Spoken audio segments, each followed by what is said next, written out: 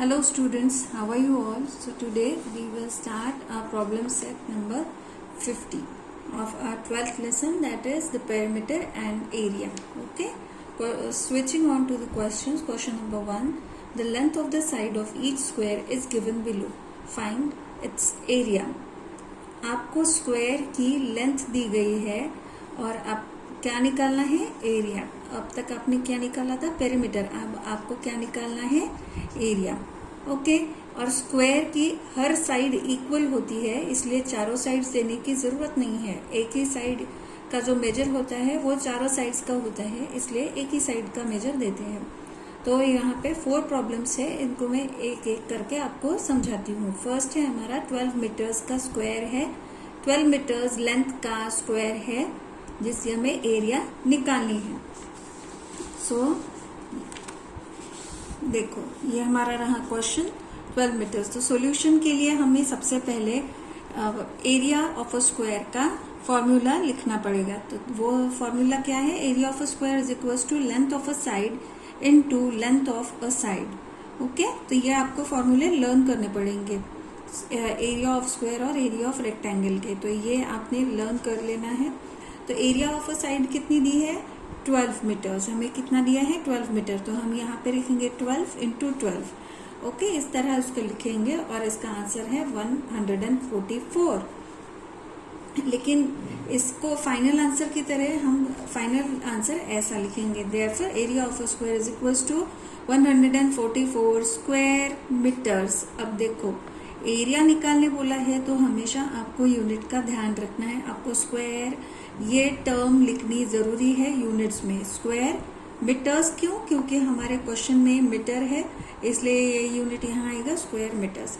Second question है हमारा 6 metre. Solution में हम लिखेंगे एरिया ऑफ अ स्क्वायर. फिर से फॉर्मूला हर बार जितनी बार आप सम को सॉल्व करोगे उतनी बार आपको फॉर्मूला लिखना जरूरी है.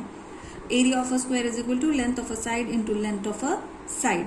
लेंथ साइड कितनी दी है? 6 सेंटीमीटर. तो 6 इंटू 6, 6 जा 36. लेकिन फाइनल आंसर कैसे लिखेंगे हम? Therefore the area of a square is equals to 36 square centimetre. ये हो गया आपका सेकेंड प्रॉब्लम. थर्ड प्रॉब्लम देखते हैं. 25 मीटर्स एरिया निकालनी है स्क्वायर की, जिसका लेंथ का मेजर है 25 metres. Okay, area of a square is equal to length of a side into length of a side. ये फॉर्मूला लिख लेना है. बाद में लेंथ ऑफ साइड कितनी दी है? 25. तो 25 इंटू 25 कितना आएगा? 625.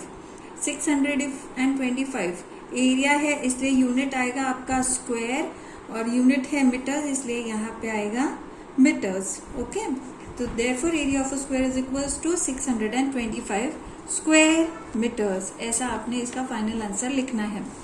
फोर्थ वाला है 18 centimetre. Area of a square is equal to length of a side into length of a side. ये फॉर्मूला आप लिख लो. लेंथ ऑफ साइड दी है 18, तो 18 इंटू 18 आएगा 324. 324 एरिया है, इसलिए इसके यूनिट्स में स्क्वायर आएगा और यूनिट है सेंटीमीटर, इसलिए आएगा square centimetre. Therefore area of a square is equal to 324 square centimetre. बाद में फिफ्थ प्रॉब्लम. ये हुए आपके 4 प्रॉब्लम्स क्वेश्चन नंबर 1 के. फिर देखते हैं क्वेश्चन नंबर 2. क्वेश्चन नंबर 2 में हमें क्या पूछा है? If the cost of 1 square metre of a plot of land is 900 rupees. एक कोई प्लॉट है जिसका 1 स्क्वायर मीटर कितने में आता है? 900 रुपीज में. एक स्क्वायर मीटर जितना जो जगह है वो आती है 900 रुपीज में. Find the total cost of a plot of land. आपको पूरे वहां वो प्लॉट का जो कितने में पड़ेगी वो निकालनी है. That is 25 metre long and 20 metre broad. तो उन्होंने दिया है, ये उसकी लेंथ लॉन्ग है यानी ये हुआ लेंथ, और ब्रॉड है तो ये हुआ ब्रेथ. लेंथ और ब्रेथ अलग अलग है, मतलब ये हुआ आपका रेक्टेंगल. तो रफली मैं आपको ड्रॉ करके दिखाती हूँ. देखो यहाँ पे आप सॉल्यूशन ऐसे लिखोगे. एक रफ फिगर निकालोगे जिसमें लेंथ दी गई है आपको 25 मीटर्स, इसलिए 25 मीटर्स लेंथ लिखोगे और ब्रेथ दी है आपको 25 मीटर ब्रॉड, तो ये आएगा आपका 20 मीटर्स। बना क्या है, कौन सा फिगर बना है, ये है रेक्टेंगल। तो एरिया ऑफ अ प्लॉट आएगा लेंथ इनटू ब्रेथ। अब ये है formula area of a rectangle का। ओके, तो एरिया ऑफ लेंथ कितनी दी है 25 और ब्रेथ कितनी दी है 20, तो 25 इंटू 20 आंसर इज 500। ओके, तो टोटल एरिया कितना आया हमारा 500 स्क्वायर, हमेशा याद रखना है, भूलना नहीं है, metre. Total cost of land, अब निकालेंगे कितना एरिया टोटल है वो हमें मिल गया। अब ये कितने में पड़ेगा वो निकालना है। 1 स्क्वायर मीटर का प्लॉट आता है 900 में, तो 500 स्क्वायर मीटर का प्लॉट कितने में आएगा, मतलब हमें मल्टीप्लाई करना पड़ेगा। क्या मल्टीप्लाई करना पड़ेगा, ये जो एरिया है इनटू इसका रेट मतलब ये तो 500 स्क्वायर मीटर है, लेकिन 1 स्क्वायर मीटर कितने का है 900, इसलिए 500 into 900 rupees is equals to 4,50,000। इसको हम कैसे सॉल्व करेंगे, 500 इंटू 900, इसको मल्टीप्लाई कैसे करेंगे, 0 into 0 0, 0 into 0 0, 0 into 5 is again 0, 0 यहाँ पे लिया, 0 इंटू 0 0, 0 इंटू 0 0, 0 इंटू 0 0, 0 इंटू 5 0, 2 0 आ जाएंगे। फिर लेंगे हम 9 0 जा 0, 9 0 जा 0, 9 5 जा 45, 0 plus 0 plus 0 is 0, 0 plus 0 plus 0 is 0, 0 plus 0 plus 0 is 0, 0 plus 0 is 0, 5 और 4 ऐसे के ऐसे, तो आंसर आएगा आपका ₹4,50,000। तो हमारा टोटल लैंड का कॉस्ट कितना आएगा, देयरफॉर आंसर ऐसे लिखेंगे, therefore the total cost of plot of land is ₹4,50,000। तो ये हुआ आपका क्वेश्चन नंबर 2 सॉल्व। ओके, बाद में है क्वेश्चन नंबर 3। देखो, the side of a square is 4 centimetre. Square का लेंथ, स्क्वायर के एक साइड की लेंथ दी है 4 centimetre. The length of rectangle is 8 centimetre and it's width is 2 centimetre. ये हुआ स्क्वायर का, और एक रेक्टेंगल का भी दिया है उन्होंने मेजर, जिसकी लेंथ है 8 सेंटीमीटर और विड्थ है 2 centimetre. Find the perimeter and area of both figure. आपको पेरीमीटर स्क्वायर का भी निकालना है, पेरीमीटर रेक्टेंगल का भी निकालना है, एरिया स्क्वायर का भी निकालना है और एरिया रेक्टेंगल का भी निकालना है। कैसे सॉल्व करेंगे, पहले हम पेरीमीटर निकाल लेंगे दोनों फिगर्स का, बाद में एरिया निकाल लेंगे। ओके, तो देखो कैसे सॉल्व करेंगे इसको। एक स्क्वायर दिया है, एक रेक्टेंगल दिया है। ओके, स्क्वायर की साइड की लेंथ कितनी है 4 सेंटीमीटर, रेक्टेंगल की लेंथ दी है 8 सेंटीमीटर और विड्थ दी है 2 सेंटीमीटर। अब हम सबसे पहले first finding the perimeter. Perimeter के फॉर्मूले आई गेस आप भूले नहीं होंगे। तो पेरीमीटर ऑफ अ स्क्वायर क्या है, perimeter of square is equal to 4 into side. Square की कितनी साइड होती है 4 इंटू एक साइड का उन्होंने मेजर दिया होता है, इसलिए साइड 4 इंटू कितना दिया है हमें 4, 4 4 जा 16 सेंटीमीटर। ये हो गया पेरीमीटर आपका स्क्वायर का। अब निकालते हैं perimeter of our rectangle. Perimeter of rectangle का फॉर्मूला क्या है, twice into length plus twice into breadth. Okay, तो लेंथ कितनी दी है 8 सेंटीमीटर, 2 इंटू 8 प्लस ब्रेथ कितनी दी है 2 सेंटीमीटर, 2 इंटू 2, 2 8 जा 16 प्लस 2 2 जा 4, 16 प्लस 4 20 सेंटीमीटर। तो ये हो गया आपके पेरीमीटर, आधा प्रॉब्लम सॉल्व हो गया। अब आपको और क्या निकालना है, इसका एरिया भी निकालना है। पेरीमीटर हो गया आपका निकाल के, एरिया निकालते हैं। Area of a, now finding area of both. Area of square का फॉर्मूला क्या है, side into side, length of a side into length of a side. तो साइड का लेंथ इन्होंने कितना दिया है 4 सेंटीमीटर, तो 4 इंटू 4, 4 4 जा 16। ध्यान में रखना है जब हम एरिया निकालते हैं तो यूनिट में स्क्वायर लिखना भूलना नहीं है, स्क्वायर आएगा और यूनिट क्या है हमारा सेंटीमीटर, इसलिए स्क्वायर सेंटीमीटर। यह आ गया आपके स्क्वायर का एरिया। अब रेक्टेंगल का एरिया निकालते हैं। Area of rectangle is equal to length into breath.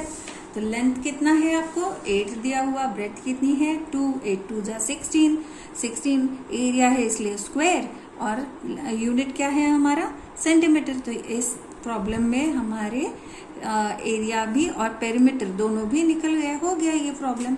अब देखते हैं क्वेश्चन नंबर 4।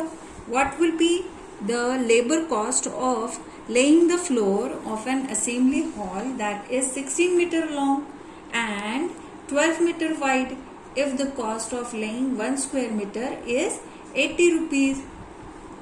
देखो, एक कोई जगह है जहां पर असेंबली हॉल है और असेंबली हॉल में टाइल्स लग रही है। ओके, तो टाइल्स लगने के लिए वो हॉल का जो स्पेसिफिकेशन है वो दिया है उन्होंने। हॉल कैसा है, उसकी लेंथ है 16 मीटर और उसकी विड्थ कितनी है 12 मीटर।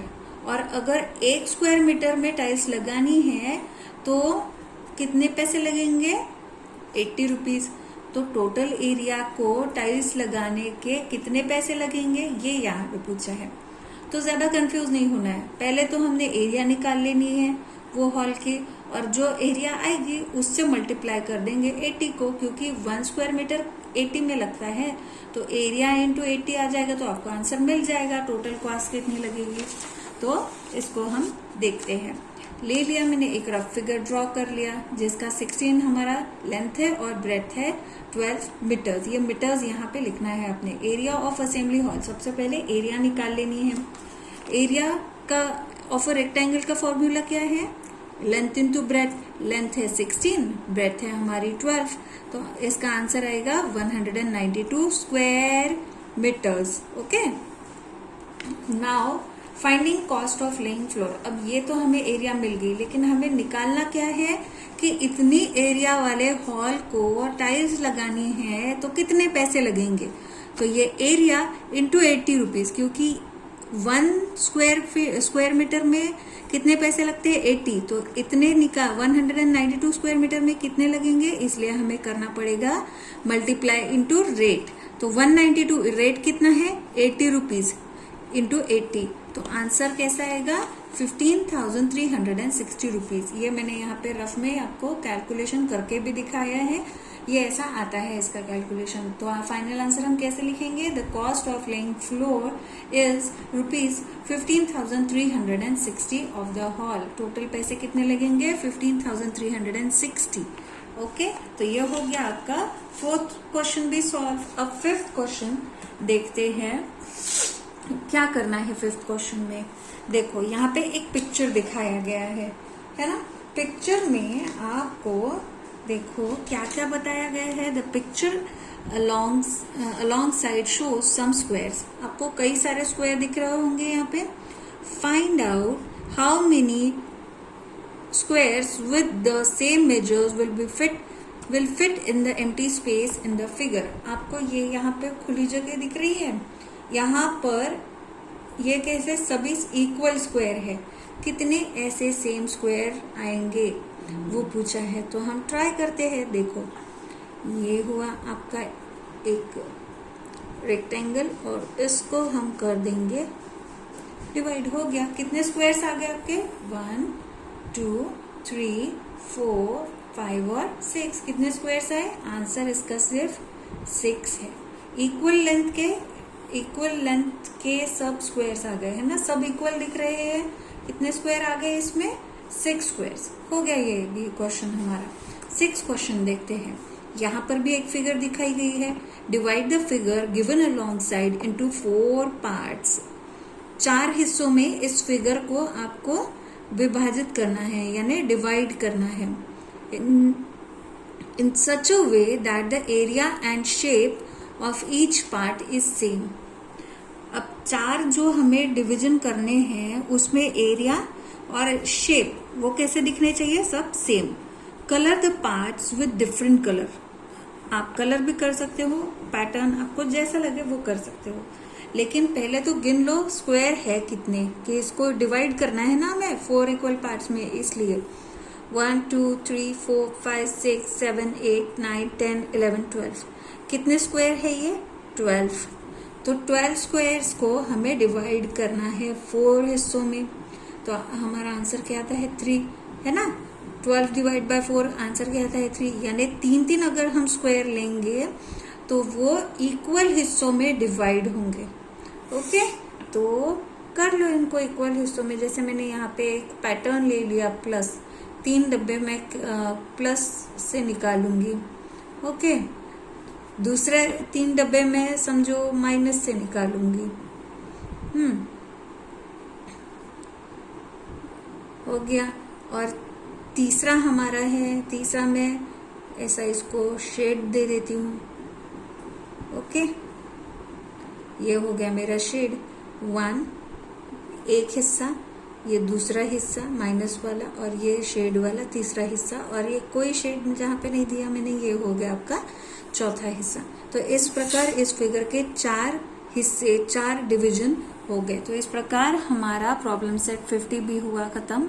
अगर मेरा वीडियो आपको अच्छा लगा है तो मेरे चैनल को सब्सक्राइब कीजिए और अपने फ्रेंड्स में वीडियो को शेयर भी कीजिए। Thank you for watching, take care.